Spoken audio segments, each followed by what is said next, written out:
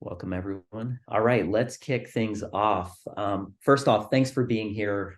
Thank you for joining us today from across the country and around the world. I'm Michael Higgs, Virtual Programs Manager here at Conscious Capitalism. And on behalf of the CCI team, we appreciate you taking time to learn and grow in community with us. Today, we're excited to be sharing space, with Chip Conley and Cheryl Rosner. As many of you know, Conscious Capitalism is a global community of CEOs, presidents, founders, board members, entrepreneurs, and thought leaders from diverse industries, backgrounds, and perspectives who are committed to the shared purpose of elevating humanity through business. We were founded in 2008 as a 501c3, and we provide a platform for operating leaders that convene, participate in workshops and interactive discussions with practical advice and tools on how our principles are integrated into different organizations within various industries. Our community of conscious capitalists offer best practices and business strategies on how the philosophy is applied to create sustainable success within one's business, leading to systemic change and impact in the world. At Conscious Capitalism, we do this by creating learning opportunities like today's session and building systems of support for practicing conscious capitalists. Several times a month, we offer virtual gatherings like this as a way for the community to see how this philosophy takes shape in the leadership journeys and business practices of those in our network. A few housekeeping details. Today's session is going to run for about 45 minutes. Chip and Cheryl will be in conversation for about 30 to 35 minutes. And then we're going to transition to audience questions for the last 10 to 15 minutes of our time together.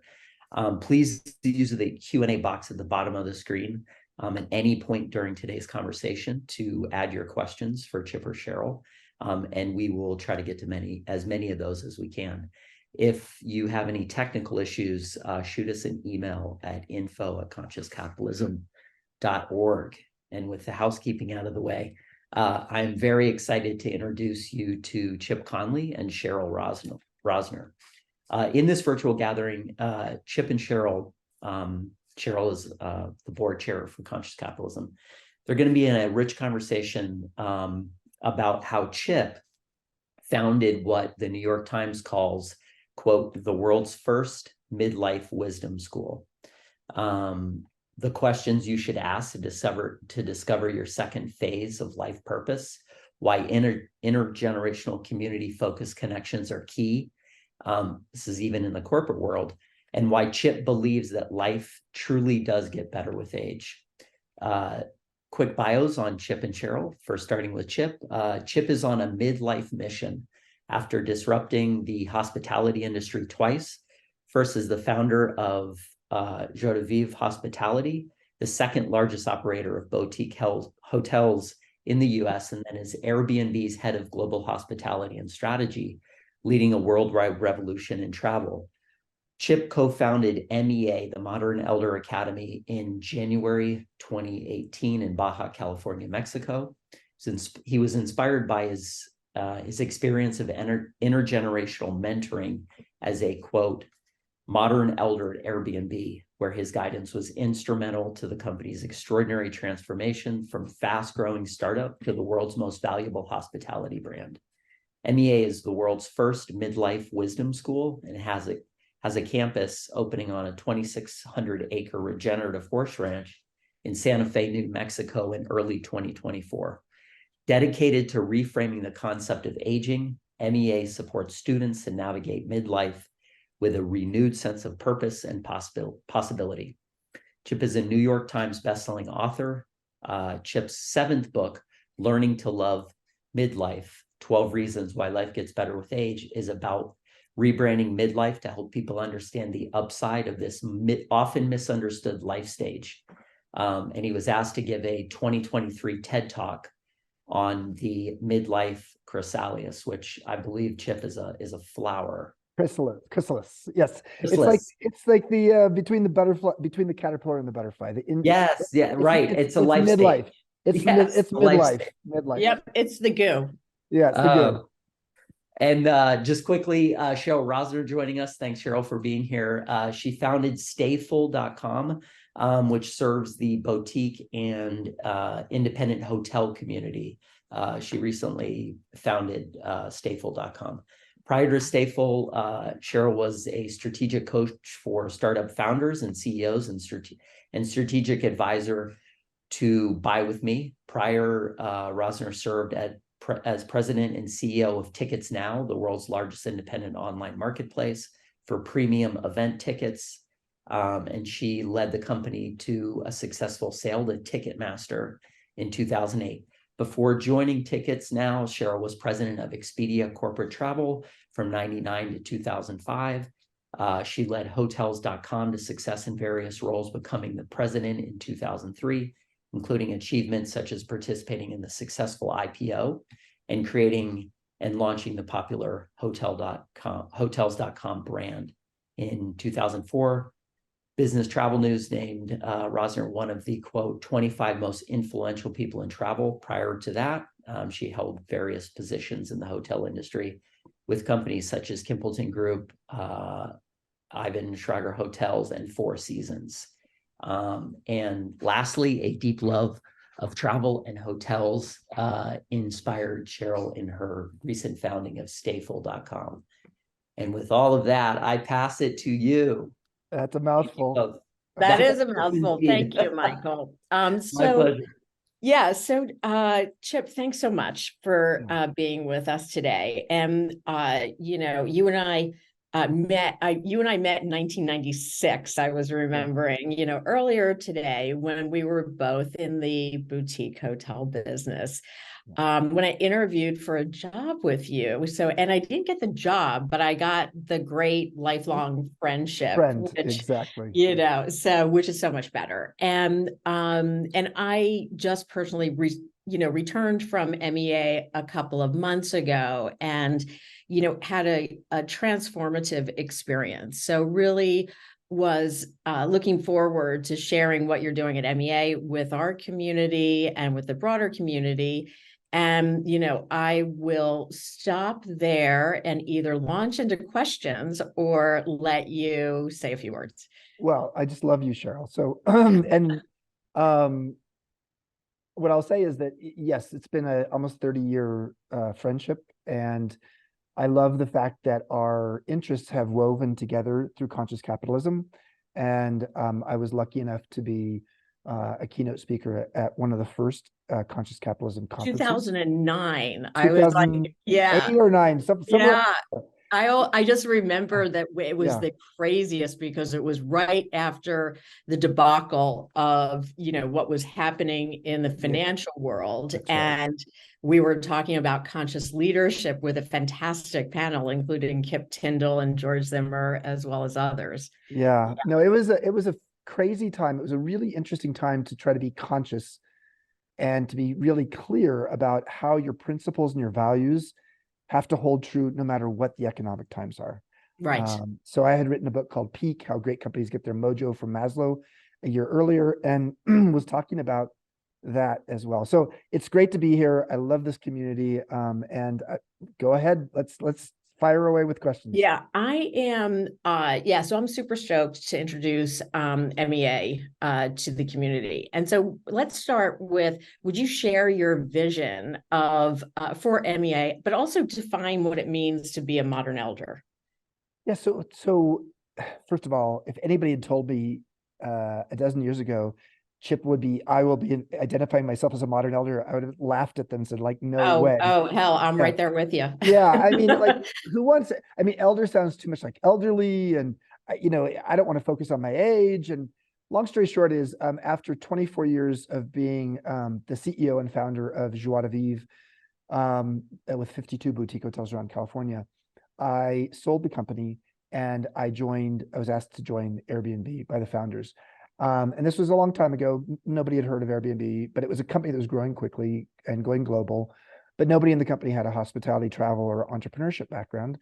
So I joined them, and within a month, the founders said, Chip, you know what? You're our modern elder. And I said, I don't want to be your modern elder. You're making fun of me and my age, because I was twice the age of the average person there. And then they said, no, Chip, a modern elder is somebody who's as curious as they are wise. And it's not about reverence for the elder. It's about the relevance of the elder. And the modern elder is relevant because they use their curiosity and their wisdom together. And so long story short is the idea of MEA came about based upon that experience, and the idea that there's a lot of people in there, say from 45 to 65, is sort of our core customer, who realize that they've gotten older, but they have zero desire to be retiring anytime soon. They want to stay relevant. They want to be in an environment where they can be learning as much as they're teaching. I call that being a mentor and an intern at the same time as being a mentern. And so, when I was in Baja writing my book, Wisdom at Work, The Making of a Modern Elder, I had a Baja aha one day when I went on the run on the beach. And the Baja aha was, why do we not have midlife wisdom schools where people can really make sense of what they've learned in their life, personally and professionally, while also making it, part of their path for the future. And so that's how MEA came about. Yeah, thank you for that. And my my cohort, when I was there, and I was there for 7 days, was the exact demographic you just described. Everyone basically from the early 40s to mid 60s, and really with a focus on we want to apply everything we've learned, as well as curiosity and kindness is a word that kept coming up. People were very kind in their approach to their learning. So can you share some pivotal moments or experiences that you had in your career? And you touched upon a little bit with Airbnb, so maybe we can go there again, that kind of led you to developing and founding the Modern Elder Academy. If somebody had told me long ago when I started Joie de Vivre that I would be leading and creating a midlife wisdom school, I would have looked at them like, I have no idea what that means. But it's interesting. At age 28, Cheryl, when I only had one hotel and I was 2 years into running my boutique hotel company, we had the Loma Prieta earthquake in San Francisco. And pretty much San Francisco shut down for about 6 months for all kinds of reasons. And I had one hotel and I had very little cash flow, and I didn't know what to do. And so I started a practice, and I took an old journal and I wrote on the cover of it my wisdom book. Who knew, this is a thread that takes you to where we are today. But what I started doing was a wisdom practice. And the wisdom practice was this: every weekend, I would spend 20 minutes sorting through my key lessons of the week. Like, what was a painful lesson personally or professionally? And once I sort of had a bullet point of what the lesson was, I would then say, how will it serve me moving forward? So like, how am I going to make it into something that will be meaningful, or in essence, metabolize my experience into wisdom? And so I've been doing that for 34 years. Wow. So I started doing it at a difficult time. And I do believe that our painful life lessons are often the raw material for our future wisdom. So my interest in wisdom goes a long way back. And I think you can have wisdom at any age. We know lots of people who are 70 years old and they're not wise because they didn't metabolize their life lessons. And there's lots of 30-year-olds who are wise. So in fact, 1/6 of the people who come to MEA are millennials who are really curious about, a wisdom school. So all of that helped, but there's no doubt that my Airbnb experience accelerated all of this, and the fascination I started to have with intergenerational collaboration. Brian Chesky, the founder and CEO, co-founder and CEO, I was his mentor, but I also reported to the guy. So I was the head of global hospitality and strategy. So I was 52 reporting to a 31-year-old who happened to be my mentee. That was an unusual situation. So what was I going to learn from Brian, and what was he going to learn from me? And I learned a lot of DQ from him, digital intelligence, and he learned a lot of EQ, emotional intelligence, from me. And I think we were both better off for it. So I think it was the combination of having an interest in wisdom early in my career, and then later in my career, seeing that my 50s were my favorite decade. And I think a lot of people think like, oh, if I hit 50, it's like, oh my God, I've got a midlife crisis. And on the other side of that, I just have disease, decrepitude, and death. And the fact is that the U curve of happiness research, and our program at MEA is very dedicated to social science research, is very clear about the fact that, yes, there's a low point on average in the global population around 45 to 50. But once you hit around 50 and beyond, your happiness or life satisfaction grows with each passing decade. So those are some of the roots of MEA. So was there like you mentioned Brian, but was there a specific kind of mentor or, individual that influenced you to, kind of go down this path? There's a guy named Michael Murphy, who is the co-founder of the Esalen Institute in Big Sur, California, which was really the first personal growth retreat center in the US. And he and his co-founder had gone to India and studied at ashrams and really learned a lot there, and brought it back and said in 1962, we're going to take this family property on the cliffs of Big Sur, it's spectacular, and turn it into a personal growth retreat center. Long story short is he went to Stanford a bunch of years before me. Basically, he's about 30 years older than me. And I once saw him at a Stanford football game afterwards. I went up and I introduced myself, and I was a youngster at the time, but I always admired his story. And then lo and behold, I started going to Esalen more, and I started teaching at Esalen, and then I joined the board of Esalen for 10 years. And then I made a large donation to Esalen, such that the bookstore at Esalen is named after me. So Michael has been along that journey. Influencer. He's still alive. He's still a mentor for me, because in some ways he taught me the deep sense of calling one can have to help people transform their lives. And so, I take my hat off to him. Nice. Can you share any like personal experiences that have shaped your perspectives on aging and, the way you're looking at the role of, I don't want to say elders, but I guess elders in society. Yeah. Or getting older, or learning to get comfortable being a younger, older person. Right. We really don't have great language. Let's start by this. Yeah. And there's a lot of articles that have been written about this, but nobody has solved this. No one's cracked the code yet. There really isn't a language that we have all sort of gravitated to say, when you're in your between 45 and 65, or even 35 and to 75, how do we name ourselves during that time? And that's part of the reason that I've written the book recently, Learning to Love Midlife, 12 Reasons Why Life Gets Better with Age. I wrote it partly because I wanted to say, well, let's maybe rebrand midlife a little bit. And my TED Talk speaks to that too, midlife chrysalis. Because what if midlife's not a crisis, it's a chrysalis. It's a time for transformation. So personally, I went through a really dark time between 45 and 50. And everything that could go wrong was going wrong. Bruce Feiler, one of our faculty members at MEA, calls this a life quake.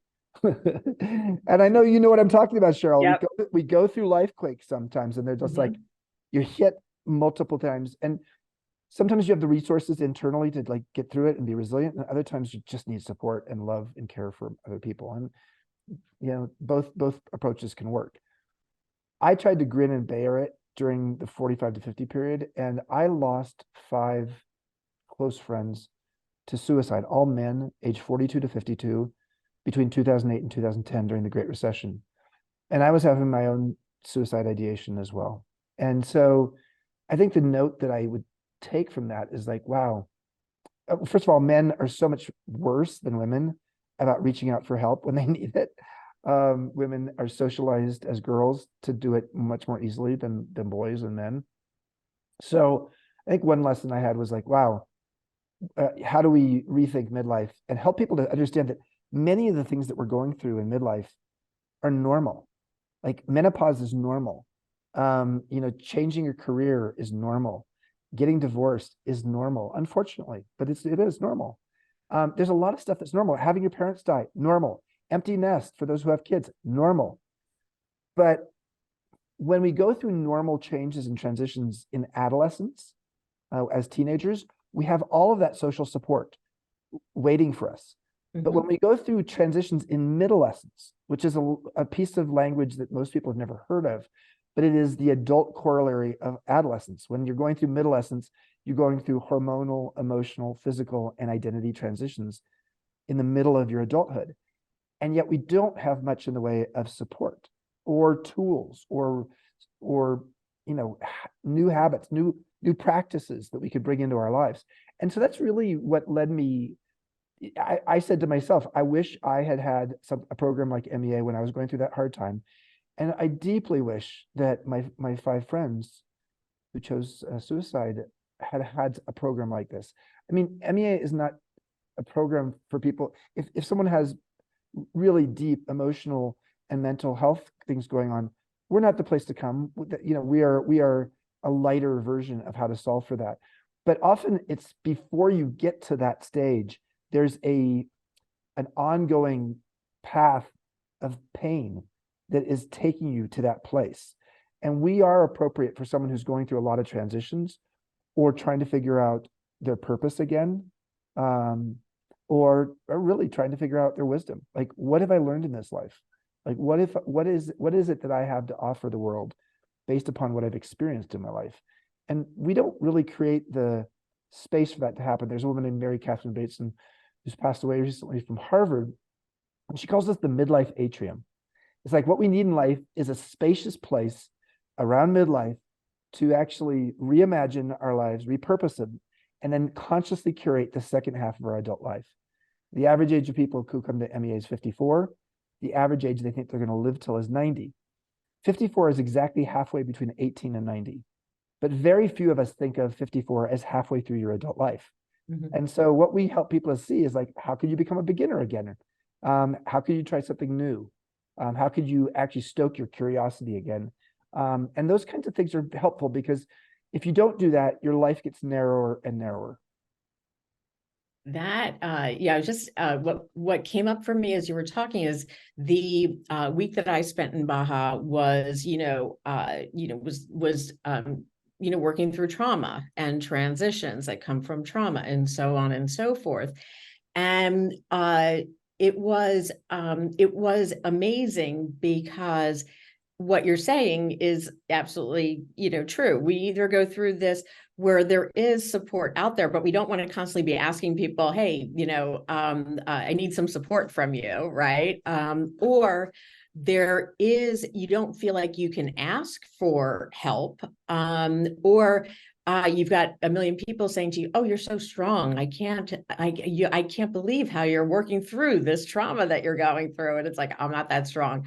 And so, going to Baja that week and experiencing, there was about, I guess, 22 of us baking bread every morning, which was really fun. And, but I learned so much from the other people that were there, as well as the facilitators and the individuals that were leading us through our journey at MEA. So it became a built-in support system where we all had shared very deeply and in very vulnerable ways. And that was I literally said to myself, Chip, why didn't you do this like 10 years ago?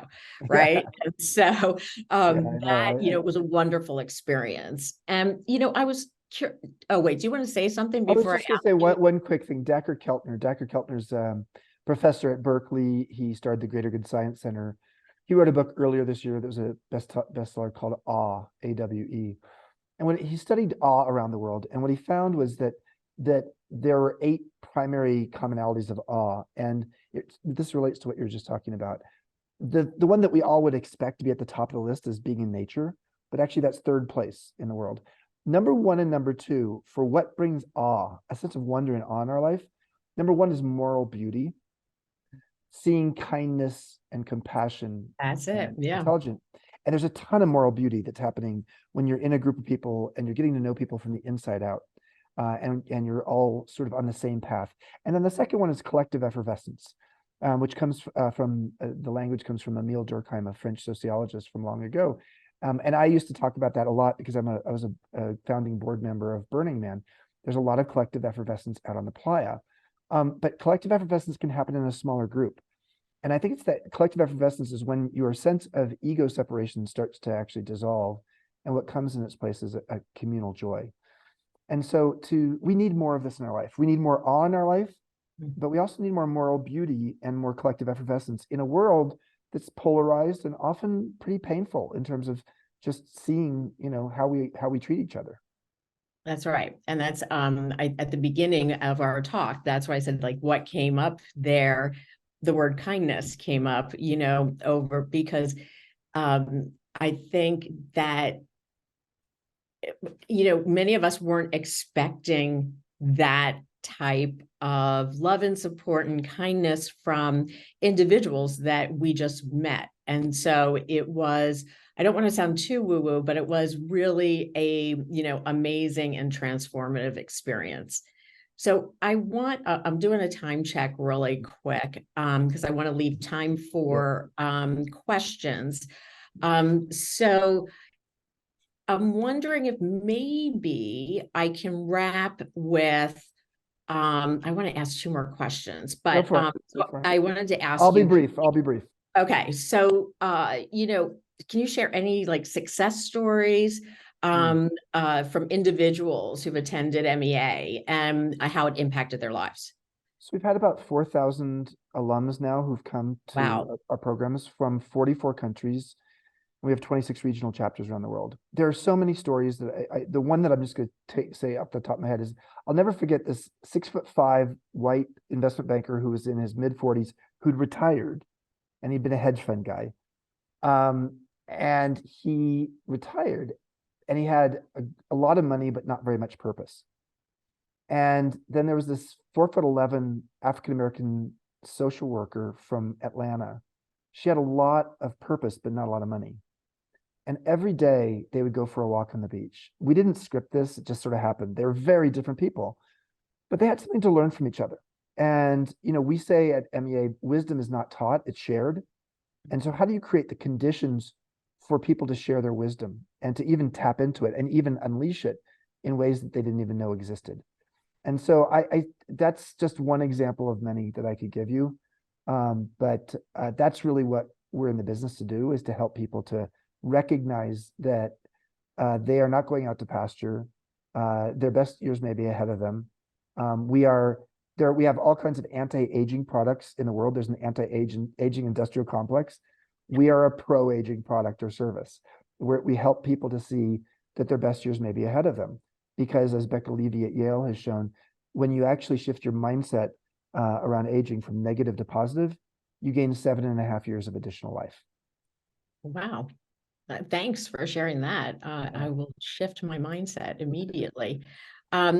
Just one last question, and then we'll turn it over to Q&A. So any future plans that you can, share with us for MEA? And while I'm asking you about future plans, actually, we will be doing a week at, MEA in Santa Fe with Conscious Capitalism and MEA in partnership. And so if anybody's interested in joining us there, just let Michael know in the chat. We will also be giving or auctioning off a week at MEA at the CC Summit, which is coming up really soon. And lastly, I know you just added another program in November that I'm actually thinking about going to, as you told me you added it, which is about, I'll let you describe what you added in November. Yeah. So we have if you go to the MEA website, meawisdom.com, you'll see the power of purpose. And so I'll be co-leading that with one of my co-founders, Jeff Hamui, and Richard Leiter, who's very famous for his books on purpose, will actually be videoing in for it. So it's the only one of the 4 workshops that I'm teaching this fall that's not sold out already. So keep an eye on that. It's November 6th through the 11th. To answer your question, we also have MEA online courses and things like that, and we also have MEA regenerative communities, which are our residential communities built around regenerative farms or ranches using regenerative principles to bring back the soil, because that's important for climate change. So, we've in essence gotten into the intentional community business. But the thing that is most on my mind in terms of what we're doing is we are opening this 2,600 acre regenerative horse ranch in Santa Fe, just outside Santa Fe, New Mexico. It'll have 2 retreat center locations, and that opens in March. And so for those who love Santa Fe and want to have a reason to come to Santa Fe, because a lot of times it's like, oh my God, I love Santa Fe, but I haven't been there in 15 years. You know, have another rean to come to Santa Fe, as well as another reason to come to MEA. So you could either be on a ranch in Santa Fe, or you could be on a beach in Baja. And we'll have both of those choices starting in March. And Baja has been open now for almost 6 years. Yeah, and it is amazing. It's a magical place, and so highly recommend it. Michael, I can turn over to you and see if we have any questions. We do, yeah. I just want to make a quick announcement. I did put Chip's Power of Purpose in Baja, Mexico into the chat. So direct link if anyone's interested. Andrea, thank you. I will follow up with you via email about the CC MEA event that Cheryl referenced. Chip, we have a question from Charles here. And before I jump to it, let me also, if anyone else has questions, please add them into the chat. We will jump to them now. So first question, Chip, from Charles. Charles asked, when you look back on your principles and process in peak getting from Mojo to Maslow, Yeah. what's changed and what's still there for you is kernels of truth or wisdom? Yeah. So thank you, Charles, for the question. I think, you know, one of the things that people didn't know about Maslow is that later in his life, he added 2 more levels to his 5-level hierarchy of needs pyramid. For those who don't know the hierarchy of needs pyramid, there's at the base was physiological needs, then safety needs, then social belonging needs, esteem needs. And at the 5th level was self-actualization, or being all you can be. Later in his life, he actually focused on a 6th level, aesthetics and beauty, interestingly, and a 7th level, self-transcendence. And what I would say is that since the time I wrote Peak, which was 17 years ago, actually, I believe that aesthetics, for me, aesthetics and self-transcendence have become more and more important in my life. And so, and when I say aesthetics, I'm not just talking about not in the context of aging, I'm not talking about, you know, having a nose job or having Botox. I'm talking about the beauty of something, not just on its surface, but underlying that, the moral beauty, as I said earlier, or that just being able to recognize when something gives you goosebumps because of the internal or external beauty of it. And then I think self-transcendence, my gosh, Erik Erikson, the famous developmental psychologist, said that, you know, up until about age 50, again, your mileage may vary, but up until age 50, the things that we tend to dwell on are, you know, we say, I am my business card. I am, you know, what I own. I am what I control. I am what other people say about me. And he said, after 50, what is most important to us is I am what survives me. Or I would say it differently, because that sounds like big legacy perspective. Yeah. I am how I serve.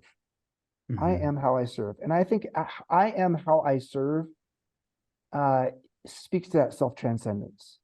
Now, the risk in self-transcendence is if you go directly there and you don't have some of your base needs met, you become like when I was in India hanging out with the sadhus, that they're living on nothing. And sometimes they die because they are not getting some of the basic needs done. But I think once we've gotten to a certain age in our life, and maybe a certain level of success or accomplishment, the idea of being in the world to serve is so enriching, so nourishing. And I think for me, relative to where I was 16 or 17 years ago, that has become an even bigger part of my life. And that's part of the reason MEA exists. Thank you for that. I want to jump in with a question that I have for you, Chip. Yeah. I referenced, actually, I was doing a virtual gathering last week, and it was an author, and it was again about a sort of a post-generational society, and how in our cultural, we've sort of had this cultural enshrinement of the sequential life. Like at this phase, you're supposed to be doing this. Yeah. And I was highlighting the story of you joining Airbnb at I think believe at the age of 52. Yeah. And for the business leaders joining us today, how do you I mean, you saw it firsthand. How can organizations sort of benefit from that multi-generational diverse workforce? Yeah, it is the future, and companies that are not focusing on age diversity as much as they are. I mean, here's the good news. In the last 20 to 30, 40 years, diversity has become an important and integral part of how companies look at everything. Not just how we hire people, but how do we retain people? How do we create a place for, dissident voices or voices of people who are underrepresented within the company and within our customer base? But often we miss age as one of those. And whether it's ageism toward older people or ageism toward younger people, because ageism works in both directions. It's important we recognize that we have 5 generations in the workplace for the first time. As of 2025, just a little over a year from now, the US Department of Labor has shown that the majority of Americans will have a younger boss. We've never seen that before. So if we're going to have this kind of age diversity and power is moving towards younger people faster and faster, how do we create an environment where we're valuing wisdom as much as we are knowledge? And actually what I've seen often at Airbnb was that, man, was I hanging out with a bunch of knowledgeable people there, some of the brightest people in the world, but they didn't have as much life wisdom because they didn't have the raw materials for it. They were 28 years old. And so how do we help people at every age to develop that wisdom? I do believe we're moving from an era where knowledge management has been the thing, and yet all of the world's knowledge is on my iPhone. And with artificial intelligence, AI, we are going to have knowledge even more plentiful available to us. But how do we actually elevate wisdom? How do we create wisdom management, not just knowledge management? How do we create wisdom workers, not just knowledge workers? And how do we create an environment where the exercise I talked about earlier of my wisdom book, every weekend writing down what I'd learned and how it would serve me? What if once a quarter a leadership team came together of all ages, and once a quarter the 8 of you on your leadership team sit down and say, what was your biggest lesson of the quarter? And each person tells their lesson and how it's going to serve them moving forward. And then you as a leadership team say, let's vote on what is our biggest lesson as a group, not the best leadership lesson, not the best lesson of any one of us, but what did we learn as a collective in the last quarter? So I've been doing that practice for 20 years now. And that practice will create both the vulnerability, the psychological safety, and the cohesion and learning of a team faster than anything else I've ever seen. So that's a wisdom practice. Those are the kinds of practices I think we're going to start seeing in companies in the future. And it's part of what we do at MEA. We take leadership teams, sometimes private workshops, where a team comes down and we help them go through our program and our curriculum for the sake of them being a wiser team.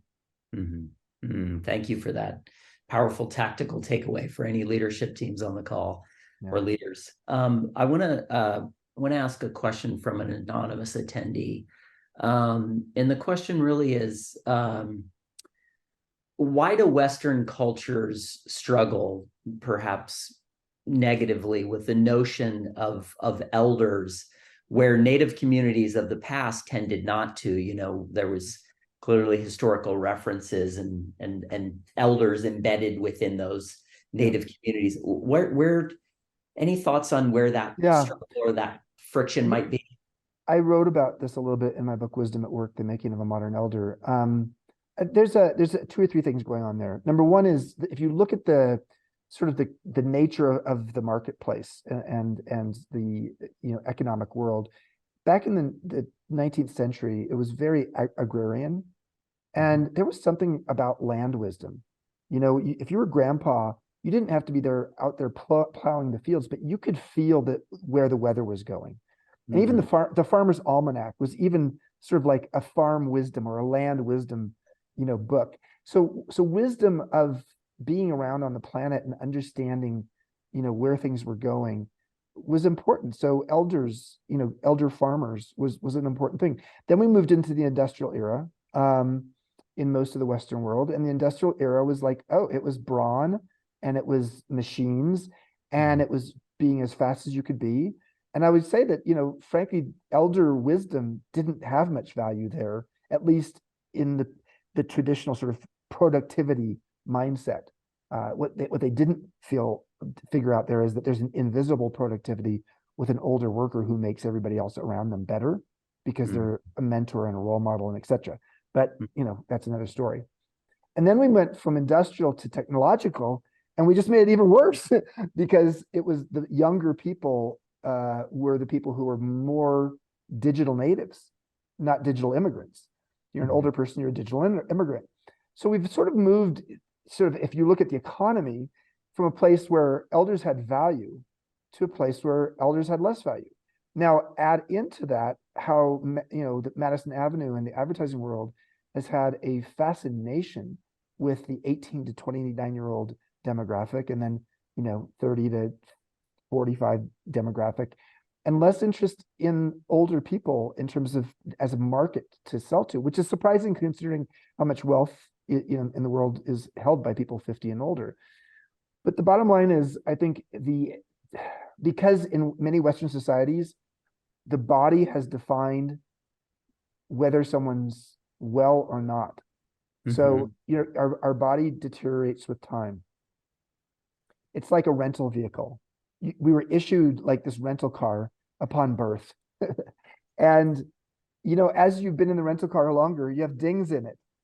But what's more important as you get older is not the exterior of the rental vehicle, it's the interior of the rental vehicle. And what we don't do a very good job measuring is the wisdom, the emotional intelligence, the psychological safety, the emotional moderation, the ability to be compassionate, the spiritual curiosity. These are all, everything I've just mentioned here are by social science proven to actually get better with age. But, wrinkles don't get better with age. You get more of them. And yes, the body doesn't look quite like it used to, but that is, that's part of life. But we don't tend to focus on the intangibles and all these other things that get better with age. And that's why I wrote this new book, Learning to Love Midlife, 12 Reasons Why Life Gets Better with Age. And I will, for the benefit of the audience, I will put that into chat. If you're willing to go 2 or 3 minutes over, Sure. I have a question that I would love both Cheryl and you to speak to, Chip. And it's from Tom.